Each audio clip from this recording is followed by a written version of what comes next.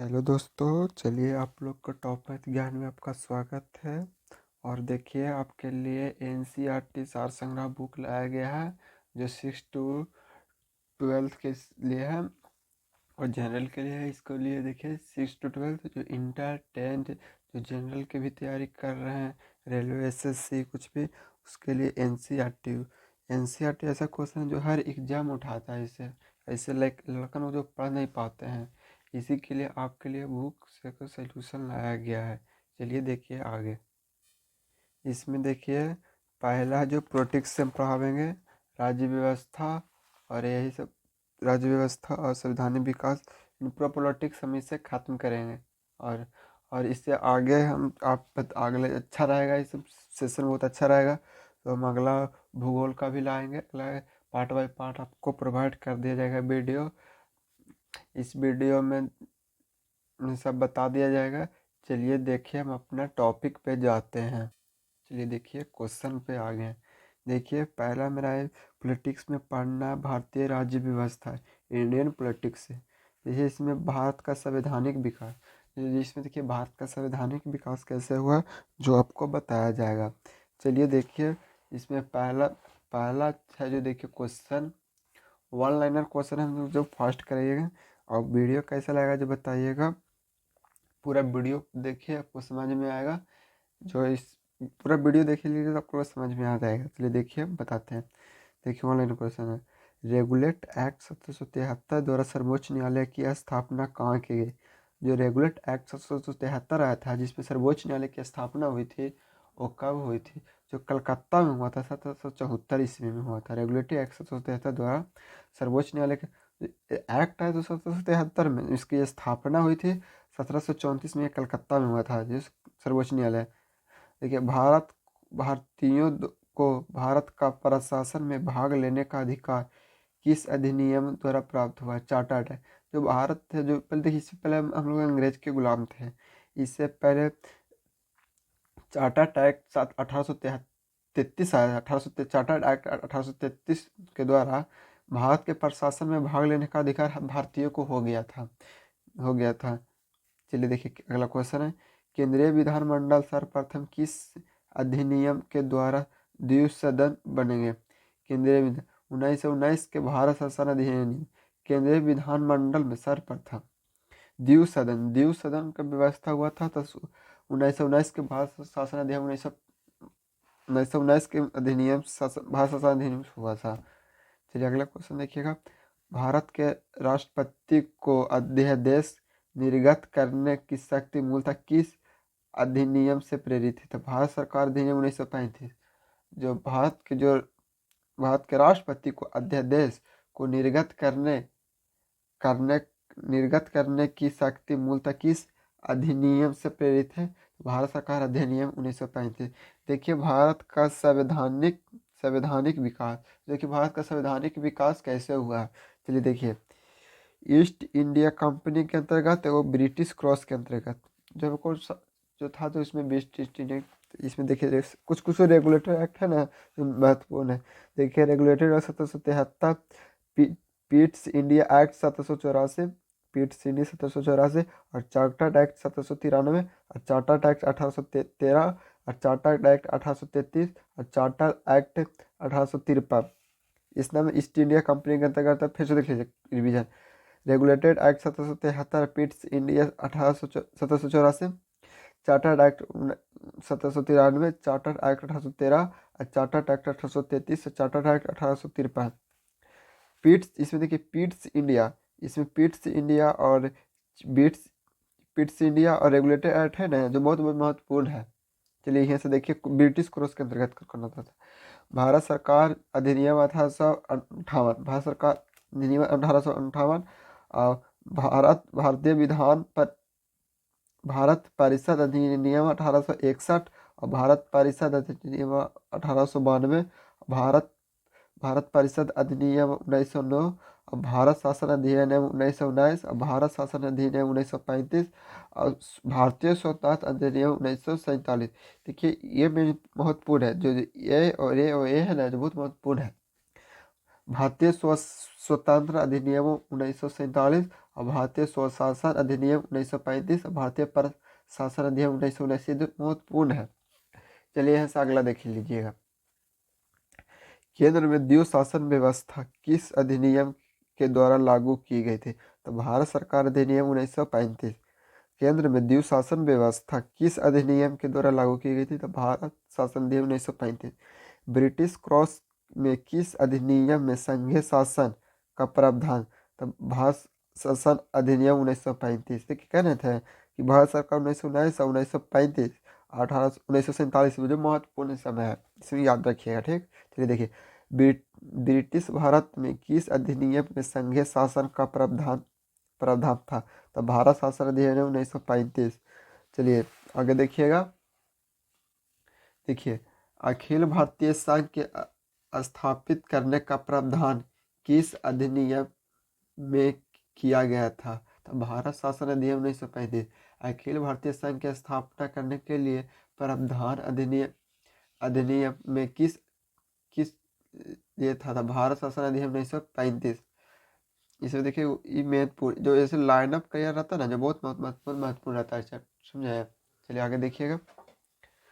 भारत के संविधान में केंद्र और राज्य के मध्य किया गया शक्तियों का विभाजन भारत सरकार अधिनियम 1935।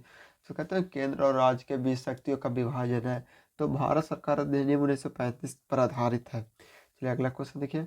एक निर्वाचित विधानसभा द्वारा भारत के संविधान का निर्माण करने का प्रस्ताव किसके द्वारा दिया गया था? तो क्रिप्स मिशन। जो भारत में निर्वाचित संविधान सभा के द्वारा भारत के संविधान का निर्माण करने के लिए प्रस्तावना क्रिप्स मिशन को दिया गया था। क्रिप्स मिशन के द्वारा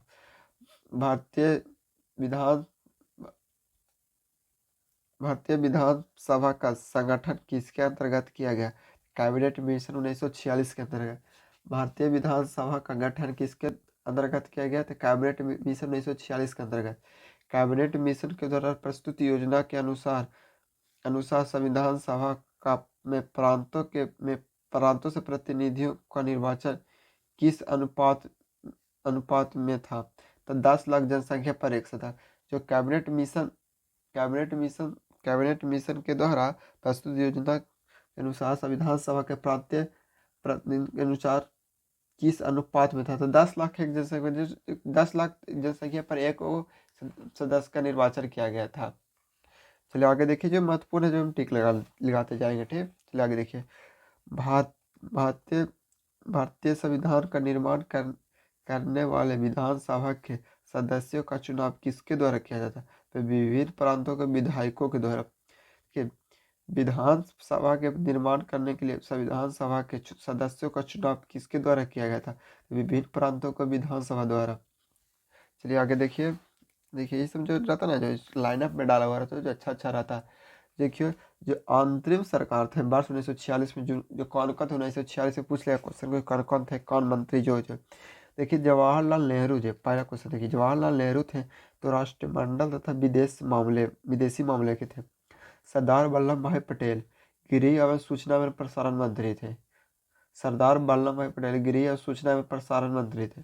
डॉक्टर राजेंद्र प्रसाद खाद्य एवं कृषि मंत्री थे। जॉन मथाई उद्योग एवं नागरिक। जगजीवन राम जो बहुत इंपॉर्टेंट है, जगजीवन राम को बहुत कम लोग जानते हैं। जगजीवन राम जो श्रम मंत्री थे। सरदार बलदेव सिंह जो रक्षा मंत्री थे। लियुत अली खान जो वित्त मंत्री थे। और सी राजगोपालाचार्य जो शिक्षा मंत्री थे। लियुत अली खान वित्त मंत्री थे। सरदार बलदेव सिंह रक्षा मंत्री थे। जगजीवन राम श्रम मंत्री थे। और जॉन मथाई उद्योग एवं नागरिक कपूर्ण मंत्री थे। डॉक्टर राजेंद्र प्रसाद खाद्य एवं कृषि मंत्री थे। सरदार वल्लभ भाई पटेल गृह एवं सूचना प्रसारण मंत्री थे। जवाहरलाल नेहरू राष्ट्रमंडल तथा विदेशी मामलों के मंत्री थे। चलिए देखिए, यहाँ पर कुछ लाइनर पर लिखा हुआ है, ये जो लिखा हुआ रहता है बहुत इंपॉर्टेंट लिखा हुआ रहता है। तो देखिए, भारत शासन अधिनियम 1919 की समीक्षा करने के लिए वर्ष 1927 में साइमन कमीशन का गठन किया गया था। भारत शासन अधिनियम 1919 की समीक्षा करने के लिए 1927 में साइमन कमीशन का गठन किया गया था। चलिए देखिए आगे क्वेश्चन। भारत के संविधान सभा का पहला बैठक कब हुआ था? भारत की संविधान सभा की पहली बैठक कब हुआ था? 9 दिसंबर 1946 को। बोल देते हैं, जो वीडियो में थोड़ा दिक्कत आ रहा है, जो हम सही समझ रहे हैं, सब आ रहा है दिक्कत यहाँ पे, देख लेते हैं। ठीक, चलिए फिर हम देख लें वीडियो को, और यहाँ पर देख लीजिए। भारत के संविधान सभा की पहली बैठक कब हुई थी? 9 दिसंबर 1946 को। भारतीय संविधान का प्रथम स्वरूप सर B.N. राव को द्वारा तैयार किया गया था। भारतीय संविधान का प्रथम स्वरूप कब सर B.N. राव द्वारा तैयार किया गया था। संविधान सभा के अस्थायी अध्यक्ष डॉक्टर राजेंद्र प्रसाद थे। संविधान सभा के अस्थायी सदस्य कौन थे? अस्थायी अध्यक्ष कौन थे? डॉक्टर राजेंद्र प्रसाद। देखिए दोस्तों, कुछ बोलने के लिए प्रॉब्लम आ रहा है, जो थोड़ा सा हो जाएगा, सॉरी कि उसका चाहते हैं, थोड़ा सा देख लीजिएगा, थोड़ा दिक्कत हो रहा है। चलिए आगे देखते हैं। संविधान सभा में पंडित नेहरू द्वारा उद्देश्य प्रस्ताव का पेश किया गया था 13 दिसंबर 1946 को। पूछेगा पंडित जवाहरलाल उद्देश्य प्रस्ताव को कौन पेश किए थे? तो पंडित जवाहरलाल नेहरू ने 13 दिसंबर 1946 को नेहरू द्वारा प्रस्तुत उद्देश्य प्रस्ताव को संविधान सभा में कब स्वीकृत किया था? 22 जनवरी 1947 को स्वीकृत कर लिया गया, मान लिया गया नेहरू द्वारा प्रस्तावित 22 जनवरी 1947 को। भारतीय संविधान का निर्माण काल में संविधान सभा के कुल कितने अधिवेशन हुए थे? भारतीय संविधान के निर्माण काल में संविधान सभा के कुल कितने अधिवेशन हुए थे? संविधान बनाने में कितने अधिवेशन हुए थे? तो 12 अधिवेशन हुए थे। भारतीय संविधान के निर्माण में संविधान सभा को कितने समय लगे थे? तो 2 साल 11 महीना 18 दिन। भारतीय संविधान को निर्माण में कितने समय लगे थे? तो 2 साल 11 महीना 18 दिन। इसको इसी याद करते हैं, 2 11 18। संविधान सभा के संवैधानिक सलाहकार कौन थे? तो सर B.N. राव। जो संविधान सभा का संवैधानिक सलाहकार थे, जो संविधान बन रहा था उसका संवैधानिक सलाहकार थे, तो सर B.N. राव थे। भारत की संविधान सभा के वर्तमान स्वरूप के रूप में राष्ट्रीय ध्वज को कब अपनाया गया था? 22 जुलाई 1947 को। भारत के संविधान सभा में वर्तमान स्वरूप राष्ट्रीय ध्वज को कब अपनाया गया? तो 22 जुलाई 1947 को। इसको ऐसे भी बोला झंडा दिवस कब मनाया जाता है? तो 22 जुलाई को मनाया जाता है। इसको ऐसे भी पूछ सकता है। आपको डेट पूरी 1947 को।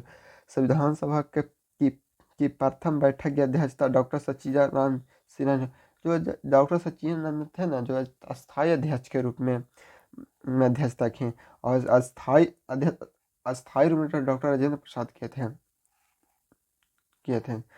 भारत के संविधान कब स्वीकृत किया गया था? 26 नवंबर 1949 को। संविधान कब स्वीकृत किया था? 26 नवंबर 1949 को। भारतीय संविधान को पूर्ण कब लागू हुआ था? 26 जनवरी 1950 को। भारतीय संविधान कब लागू हुआ था? 26 जनवरी 1950 को। स्वीकृत कब संविधान सभा बना? तो 26 नवंबर 1949 को बना, संविधान स्वीकृत हो गया था। चलिए आगे देखिएगा।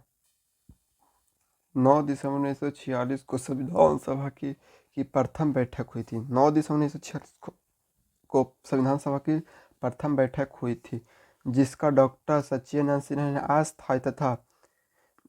अस्थायी के अध्यक्ष थे, और 11 दिसंबर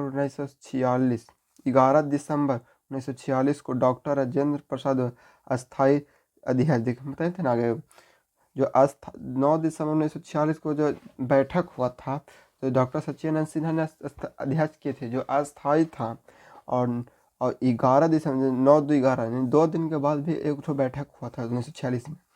तो डॉक्टर राजेंद्र प्रसाद इसका अध्यक्षता की, जो अस्थायी रूप से था, तो मान लिया गया था। संविधान निर्माण का प्रारंभ 13 दिसंबर 1946 को पंडित जवाहरलाल नेहरू द्वारा प्रस्तुत उद्देश्य प्रस्तावना से हुआ था, जिसे 22 जनवरी 1947 को सर्वसम्मति से स्वीकार कर लिया गया।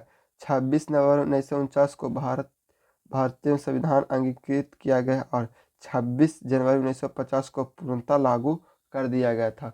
यहाँ से देख लीजिए कुछ महत्वपूर्ण क्वेश्चन है, जो देखिए। भारत का संविधान मूलतः 2 भाषा, हिंदी और अंग्रेजी में लिखा गया था, और सदस्य ने इन दोनों प्रति पर हस्ताक्षर किए थे। जो भारतीय संविधान है, जो लेखक का भारतीय संविधान किस भाषा में लिखा, तो हिंदी और अंग्रेजी में लिखा हुआ है बस। चलिए देखिए आगे क्यों, चलिए आगे देखिए। भारत के संविधान सभा की पहली बैठक कब हुई थी? तो देखिए दोस्तों, हम बता दिए थे। चलिए यहाँ से देखिए, 26 नवंबर 1949 को भारत 26 नवंबर 1949 को भारतीय संविधान किसके द्वारा अधिनियम किया गया था? संविधान सभा के बैठक द्वारा। 26 नवंबर किसके द्वारा अधिनियमित किया गया था? संविधान सभा के बैठक के द्वारा। जन गण मन को भारत का राष्ट्रीय गीत के रूप में कब अपनाया गया? तो क्या था, 24 जनवरी 1950 को। जन गण मन को कब अपनाया गया है? तो 24 जनवरी 1950 को भारत सरकार द्वारा अशोक स्तंभ को राष्ट्रीय चिन्ह में कब अंगीकृत किया था? 26 जनवरी 1950 को अंगीकृत कर लिया गया था। और 24 जनवरी को जनगण मन अधिनियम, जनगणना जो कहते हैं जिसको, जो संविधान सभा का सलाहकार समिति के अध्यक्ष वल्लभ भाई पटेल थे। सरदार वल्लभ भाई पटेल थे ना, जो संविधान सभा के सलाहकार समिति के अध्यक्ष थे। संविधान सभा के झंडा समिति के अध्यक्ष डॉक्टर राजेंद्र, बहुत ज़्यादा पूछने वाला क्वेश्चन है। भारतीय झंडा समिति के अध्यक्ष कौन थे? डॉक्टर राजेंद्र प्रसाद। और झंडा कब अपनाया गया? तो 24 जनवरी, झंडा 26 जनवरी 1950 को अपना दिया गया। देखिए प्रमुख समितियां तथा उनके अध्यक्ष, देखिए प्रमुख समितियां हैं, देखिए यहाँ पर प्रमुख समितियां। संघ समिति, जो संघ समिति के उनके अध्यक्ष थे, जो प्रमुख समिति उनके अध्यक्ष, जो संघ शक्ति समिति के थे, जो पंडित जवाहरलाल नेहरू के थे, इसके अध्यक्ष। संघीय समिति, संघीय संविधान समिति पंडित जवाहरलाल नेहरू। प्रांतीय संविधान सभा सरदार वल्लभ भाई पटेल, जो प्रांतीय संविधान समिति के अध्यक्ष थे, जो सरदार वल्लभ भाई पटेल थे। प्रारूप समिति डॉक्टर राजेंद्र, बहुत ज़्यादा पूछने वाला क्वेश्चन है। प्रारूप समिति के अध्यक्ष कौन थे? डॉक्टर राजेंद्र प्रसाद। और मौलिक अधिकार एवं अल्पसंख्यक संबंधी प्रश्न में सरदार वल्लभ भाई पटेल। अल्पसंख्यक अधिनियम तथा अल्पसंख्यक संविधान प्रस्ताव डॉक्टर सरदार वल्लभ भाई पटेल। चलिए आगे देखते हैं।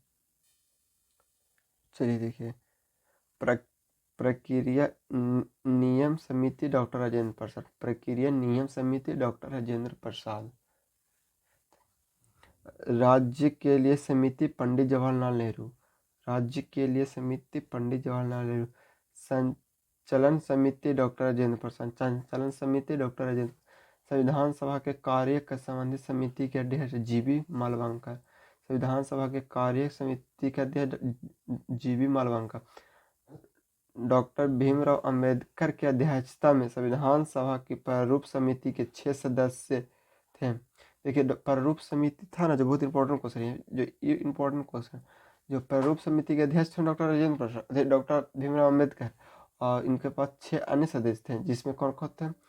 EN Gopal Iyer, doctor M Munshi Iyer, BM मित्रा, बाद में इनके स्थान पर N राव माधव, अली कृष्णा IS, सैयद मुसाफिर अली तथा DP खेतर, बाद में इनके स्थान पर कोई आगे, इसमें कोई इंपॉर्टेंट नहीं, खाली यहाँ पर इंपॉर्टेंट डॉक्टर भीमराव अंबेडकर की अध्यक्षता में प्रारूप समिति की अध्यक्षता हुई थी। प्रारूप समिति के अध्यक्ष थे डॉक्टर राजेंद्र प्रसाद, और इनके 6 और सदस्य थे। संविधान सभा, देखिए संविधान सभा के डॉक्टर भीमराव अंबेडकर की अध्यक्षता में प्रारूप समिति की गठन कब की गई? ये तो इम्पोर्टेंट है।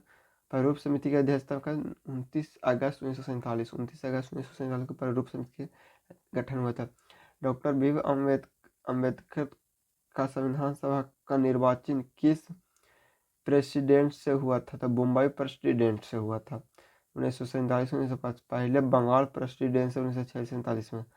जो डॉक्टर भीमराव अंबेडकर की संविधान सभा के निर्वाचित किस प्रेसिडेंट से? तो मुंबई प्रेसिडेंट। बहुत मजबूत क्वेश्चन है। चलिए देखिए आप लोगों को कैसा है वीडियो लगा, जो कमेंट करके बताइएगा, और कैसा कैसा आप लोग वीडियो चाहते हैं जो कमेंट करके बताएं। इसका कल देखिए यहाँ से पेज 2 और 3 हम आपको बताए हैं। इसके लिए कल 4 और 5 का वीडियो हम डालेंगे, और कमेंट करके बताएं कौन कौन चैप्टर से चाहिए आपका वीडियो, उसका पर हम करेंगे, वीडियो डालेंगे, और कमेंट करके ज़रूर बताइएगा, और लाइक भी कीजिएगा वीडियो को। ठीक, थैंक्स।